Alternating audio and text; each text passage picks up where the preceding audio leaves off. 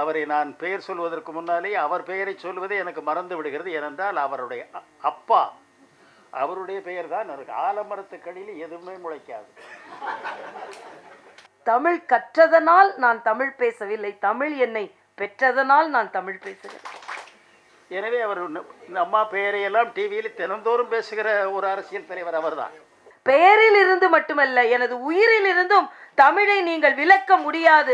நீங்கள் இருக்கிற இடத்திலே நான் இலக்கியத்துக்குள்ளே நுழைய மாட்டேன். தமிழ் இருக்கும் மேடையில் இந்த தமிழிசை இருப்பேன் என்ற காரணத்தினால் இங்கே வந்தேன். நாங்கள் அத்தனை பேரும் அடித்தாலும் தமிழிலேயே கும்மி அடிக்கிறோம், நீங்கள் கொஞ்சம் தரணி முழுவதையும் சேர்த்து அடியுங்கள் என்றார். இலக்கிய செல்வருடைய செல்வி. மத்திய அரசின் தலையீடு இதில் இல்லை, விலையீடுதான் இருக்கிறது. நீதியின் விலையீடுதான் நடந்தது. இந்த மேடையே ஒரு தனி சிறப்போடு இருக்கிறது.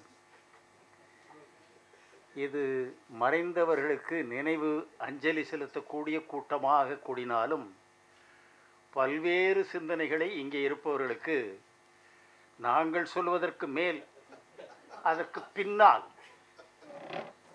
பிட்வீன் த லைன்ஸ் என்று ஆங்கிலத்திலே சொல்வார்கள் பத்திரிகையில், அதுபோல சொல்லப்படாத செய்திகள் பலவற்றையுமே இப்பொழுது நீங்கள் சிந்தித்து கொண்டும் இருப்பீர்கள். நாளையும் கூட இந்த அதிசய கூட்டணியை பத்திரிகைகளிலே போட்டாலும் போடுவார்.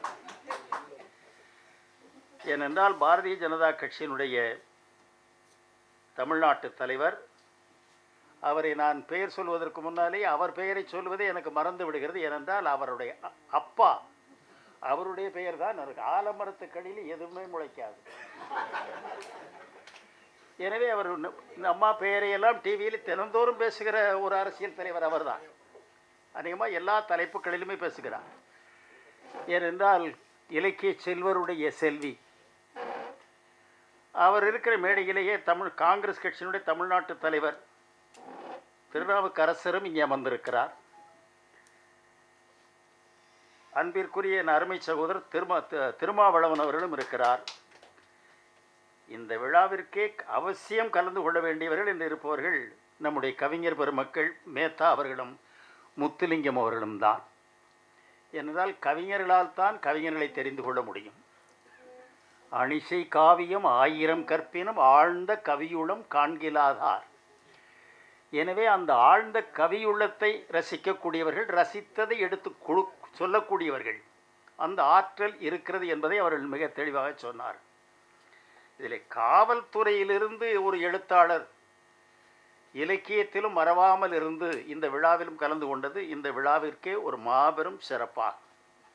அதேபோல தொலைக்காட்சி துறையை சார்ந்த மூன், அதனுடைய அமைப்பாளர் ஷா நவாஸ்கான் அவர்களும் இங்கே பேசினார். ஆகவே நான் பேச வேண்டிய அவசியமே இல்லை. அவர்களுக்கு இடம் விட்டு நான் அவசரமாக என் கடமைக்காக நான் ரயிலை நோக்கி ஓட வேண்டும், இல்லை என்றால் அது ஓடிவிடும். சுருக்கமாக எனக்கு ஏற்படுகிற கவலை, கடந்த 6 மாத காலமாக வழக்கத்திற்கு மாறாக அடிக்கடி என்னை செங்கம் ஜபார் சந்தித்து வந்தார். அவருக்கு ஒரு சிறிய மனக்கலக்கம் இருந்தது. எனவே அது குறித்து பேசுவதற்காக வந்தாரா என்னவோ தெரியவில்லை. வருகிற போதெல்லாம் திடீரென்று ஒரு நாள் பிரியாணி வாங்கி கொண்டு வந்தார். நான் சொன்னேன், இது என்ன ஆச்சரியமான வேலை, இந்த வேலையை எப்பொழுதிருந்து நீங்கள் ஆரம்பித்தீர்கள் என்றேன். இல்லை, வருகிற வழியிலே சொன்னார்கள், இது ரொம்ப நல்ல இடம் என்று சொன்னார்கள், ஆகவே உங்களுக்கு மறக்காமல் கொடுக்கலாம். இல்லை இல்லை ஜபார், தெரிந்திருக்கிறீர்கள், நான் 3 ஆண்டுகளாக இதை சாப்பிடுவதில்லை, டாக்டர் உத்தரவு போட்டதான். தெரிந்து கொண்டு என்னை சோதிக்க வந்தாயா என்றேன்.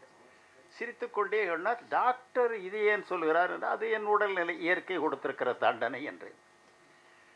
பிறகு இதே டெல்லிக்கு போகிற போதும் நான் புறப்பட இருக்கிறேன், ஒரு முக்கியமான காரியம் என்றார். இந்த காரியத்தில் எப்பொழுது ரயிலா விமானமா, என்ன வசதி ஏற்படுத்தி இருக்கிறீர்கள் என்றேன். ரயிலில். இந்த வெயில் காலத்திலே ரயிலிலே பயணம் செய்யாதீர்கள், வேண்டாம். நீங்கள் போகிற இடமும் ரொம்ப சூடான இடம், சரியாக இருக்காது, வேண்டாம் என்று என்ன நினைத்தேனோ தெரியவில்லை, போக வேண்டாம் என்று தடுத்தேன். இல்லை இல்லை, அவசரம் போயாக வேண்டும் என்றார். சொன்னதற்கு பிறகு அவர் வருகிற வழியிலேயே மாரடைப்பால் காலமாகிவிட்டார் என்ற செய்தி எனக்கு கிடைத்த போது நான் கலங்கி போனேன். அதே போல கவிக்கோ அவர்கள், நான் அவரை முதலாக சந்தித்தது அவர் அழைத்து நான் அந்த கல்லூரிக்கு போய் சொற்பொழிவாற்ற போன போது நான் சொன்னேன், எதற்கு இந்த அழைத்து இத்தனை தூரம் வந்து பேசி 1 மணி நேரம் பேசுவதற்காக இவ்வளவு தூரம் அலைய வேண்டுமா? பேசியே இந்த நாட்டை கெடுத்து விட்டோம், இன்னும்மா பேசி நீங்கள் எல்லாம் இருக்கிறீர்களே பேராசிரியர்கள், அதற்கு மேலே நாங்கள் என்ன சொல்லப் போகிறோம் என்ற போது, நாங்கள் அத்தனை பேரும் அடித்தாலும் தமிழிலேயே கும்மி அடிக்கிறோம், நீங்கள் கொஞ்சம் தரணி முழுவதையும் சேர்த்து அடியுங்கள் என்றார். அப்படி என்றால் என்ன என்றேன். நீங்கள் முழுக்க உலக பொருளாதாரத்தை பற்றி மட்டும் பேசுங்கள், அது இலக்கியத்திலே எந்த இடத்திலே தமிழகத்திற்கு வழிகாட்டுகிறது என்று சொல்லுங்கள். நிச்சயமாக சொல்லுகிறேன் கவிக்கோ, நீங்கள் இருக்கிற இடத்திலே நான் இலக்கியத்துக்குள்ளே நுழைய மாட்டேன். ஏனென்றால் இலக்கிய சோலையே நீங்கள் இங்கே இருக்கிற போது நான் வந்து அதில் என்ன புதிதாக சேர்க்க வேண்டியிருக்கிறது. அன்று தொடங்கியது, கடைசியில் மனைவி முஸ்தபா அவர்கள் மறைந்தபோது நான் போனேன், அவர் அமர்ந்திருந்தார். பிறகு இவரோடு தான் அதிக நேரம் பேசிக்கொண்டே இருந்தேன். அப்பொழுது இந்த இறப்பு பிறப்பு இவைகளை பற்றியும் தனித்த முறையில் உட்கார்ந்து பேசிக்கொண்டிருந்தார். எனவே எஞ்சி இருக்கிற காலத்திலே மிஞ்சி இருக்கிற வேலைகளெல்லாம் செய்து முடிக்க வேண்டும் என்று சொன்னார். இன்றைக்கு அவரும் மறைந்திருக்கிறார். இருவரை பற்றியும் சொல்ல வேண்டிய விஷயங்கள் நிறைய இருக்கிறது, அதை சொல்வதற்கும் நிறைய இருக்கிறார்கள். எனவே நன்றி.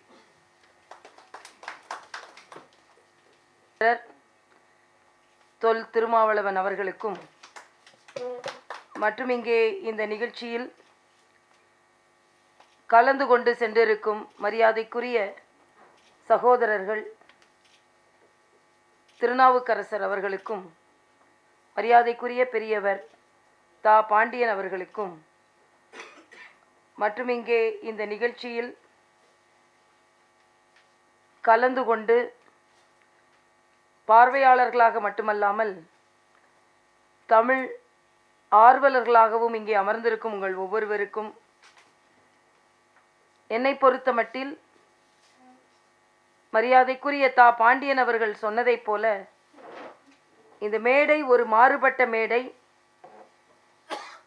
இந்த மேடைக்கு நாங்கள் வர முடியுமா, வரலாமா என்பதெல்லாம் பல கேள்விக்குறிகள் இருக்கலாம்.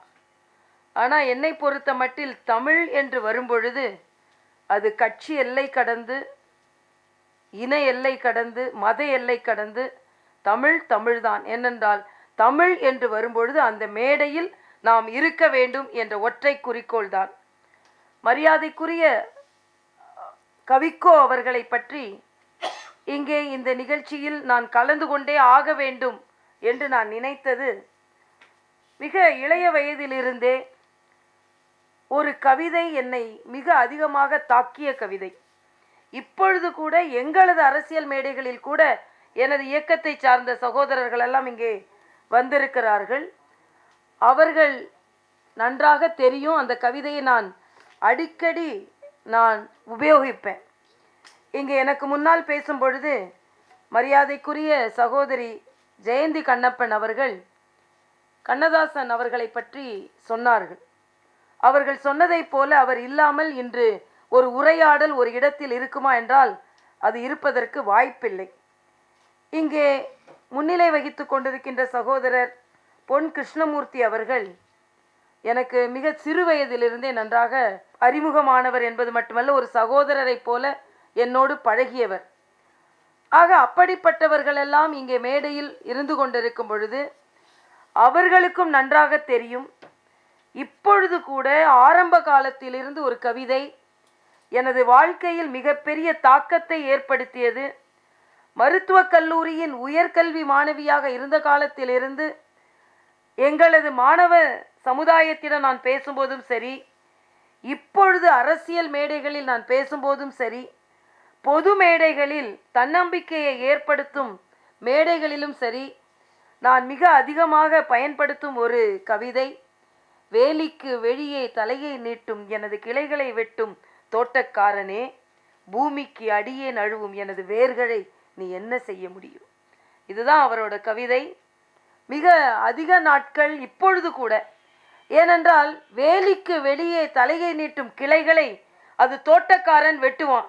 அது தோட்டக்காரன் என்றில்லை, எந்த துறையாக இருந்தாலும், அது அரசியல் துறையாக இருந்தாலும், மருத்துவத்துறையாக இருந்தாலும், பொதுத்துறையாக இருந்தாலும், ஒரு வெளியே வேலியை தாண்டி ஒரு வளர்ச்சி என்று வரும்பொழுது உயர் அதிகாரிகளுக்கு அது பிடிக்காது. தோட்டக்காரன் என்ற உயர் அதிகாரிகள் அந்த கிளைகளை வெட்டுவார்கள். ஆனால் வேலிக்கு வெளியே தலையை நீட்டும் எனது கிளைகளை வெட்டும் தோட்டக்காரனே, பூமிக்கு அடியே நழுவும் எனது வேர்களை நீ என்ன செய்ய முடியும் என்றால், வேர்களாக ஆழப்பதியும் பொழுது யாரும் எதுவும் செய்துவிட முடியாது என்ற தன்னம்பிக்கை வரிகளை கொடுத்த அந்த வாக்கியத்திற்காக மட்டுமே நான் இந்த மேடைக்கு வர வேண்டும் என்று நான் நினைத்தேன். அது மட்டுமல்ல, மரியாதைக்குரிய பாண்டியன் அவர்கள் சொல்லும் பொழுது, என்னை தெரியவில்லை, என்னை நினைவுக்கு வருவதற்கு முன்னால் என் தந்தை தான் நினைவிற்கு வருகிறார் என்று சொன்னார். அதற்கு எனக்கு பெருமைதான். என்னிடம் கூட பல பேர் கேட்பார்கள், மருத்துவம் படித்திருக்கிறீர்கள், தமிழ் சரியாக உச்சரிக்கிறீர்கள், மருத்துவம் படித்ததோடு தமிழும் கற்றீர்களா என்று கேட்பார்கள். நான் அடிக்கடி சொல்வதுண்டு, நான் தமிழ் கற்கவில்லை. ஆக தமிழை நான் கற்கவில்லை, தமிழ் கற்றதனால் நான் தமிழ் பேசவில்லை, தமிழ் என்னை பெற்றதனால் நான் தமிழ் பேசுகிறேன். ஆக அந்த ஒரு தமிழ் உணர்வோடு நான் இங்கே வந்து நிற்பது மட்டுமல்ல, ஏதோ நாங்கள் என்றால் எங்களுக்கு தமிழ் உணர்வே இருக்காது போலிருக்கிறது என்று ஒரு தவறாக ஒரு முன்னிறுத்தல் இருந்து கொண்டிருக்கிறது. அதையும் நான் இங்கே இல்லை, தமிழ் உணர்வோடு நான் அடிக்கடி சொல்வதுண்டு. எனது இணைய பக்கத்திலேயே எழுதுகிறார்கள், ஒரு தேசிய கட்சியின் தலைவராக இருந்து கொண்டு பெயரில் ஏன் தமிழை வைத்திருக்கிறீர்கள் என்று. உடனே நான் பதில் போட்டேன், பெயரில் இருந்து மட்டுமல்ல, எனது உயிரில் இருந்தும் தமிழை நீங்கள் விளக்க முடியாது, அதுதான் உண்மை என்று. ஆக சில நேரங்களில் சில தவறான புரிந்துணர்வுகள் இருந்து விடுகிறது, புரிந்துணர்வு இருந்து விடுகிறது என்பதையும் நான் இங்கே சொல்வதற்காகவும் இந்த மேடை எனக்கு ஒரு வாய்ப்பை தந்திருக்கிறது என்று தான் சொல்ல வேண்டும். முதுமை என்று வரும்பொழுது, மருத்துவராக இருக்கும் பொழுது எனக்கு மிகுந்த கவலை அளிக்கக்கூடிய ஒன்று, எவ்வளவு திறமைசாலிகளாக இருந்தாலும், எவ்வளவு பயிற்சியாளர்களாக இருந்தாலும், தனது வாழ்க்கையில் ஒரு கலையை கற்பதற்கு எவ்வளவுதான் தன் காலத்தை செலவிடுபவர்களாக இருந்தாலும், இந்த மரணம் என்பது அவர்களை இட்டு சென்று விடுகிறதே என்று நினைக்கும் பொழுது, மருத்துவராக இருந்து இவர்களை போன்றவர்களுக்காவது நமது வாழ்நாளை நீட்டித்து கொடுப்பதற்கு ஏதாவது ஒரு முறை வந்து விடாதா என்று கவிக்கோ போன்றவர்களின் அவர்களின் இறப்பை நினைக்கும் பொழுது நமக்கு நினைவிற்கு வருகிறது. ஏனென்றால் கவிக்கோ பாடுகிறார் முதுமையை பற்றி, நிமிஷக்கரையான்கள் அரித்த ஏடுதான் முதுமை. ஆக இந்த நிமிஷக்கரையான்கள் சாதாரண ஏடுகளை அரிக்கலாம், ஆனால் கவிக்கோ போன்ற தங்க ஏடுகளை கூட இந்த நிமிஷக்கரையான்கள் அரித்து விடுகிறதே என்று நினைக்கும் பொழுது நமக்கு மிகுந்த கவலையாக இருக்கிறது. இங்கே நேரம் அதிகமாக இல்லை, அண்ணன் மரியாதைக்குரிய சகோதரர் திருமாவளவன் அவர்கள் பேச இருக்கிறார்கள். எனக்கு கவிக்கோ அவர்களிடம் மிகுந்த பிடித்தமான ஒன்று, குழந்தைகளை பற்றி அவரை கவலைப்பட்டது. அவரின் 2 கவிதைகள் எனக்கு ரொம்ப பிடிக்கும்.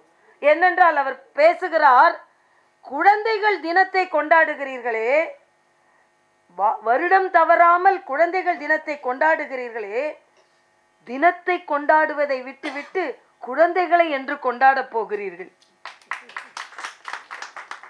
வருடம் வருடம் குழந்தைகள் தினம் கொண்டாடுகிறீர்களே, தினத்தை கொண்டாடுவதை விட்டுவிட்டு குழந்தைகளை என்று கொண்டாட போகிறீர்கள். இதைவிட எனக்கு இன்னொரு கவிதை ரொம்ப பிடிக்கும். புத்தகங்களிடம் சொல்கிறார் கவிக்கோ, குழந்தைகள் புத்தக பைகளை மூட்டையாக சுமந்து கொண்டு படிக்க செல்கிறார்கள். அவர்களிடம் கவிக்கோ குழந்தைகளிடம் பேசவில்லை, புத்தகங்களிடம் பேசுகிறார். ஏனென்றால் அவர்களின் வயதிற்கு மீறிய புத்தகங்களை அவர்கள் பொதிகளை போல சுமந்து கொண்டு அவர்கள் பள்ளிக்கு செல்லும் பொழுது அந்த புத்தகங்களை பார்த்து கவிக்கோ சொல்கிறார், புத்தகங்களே புத்தகங்களே, இந்த குழந்தைகளை கிழித்து போட்டு விடாதீர்கள்.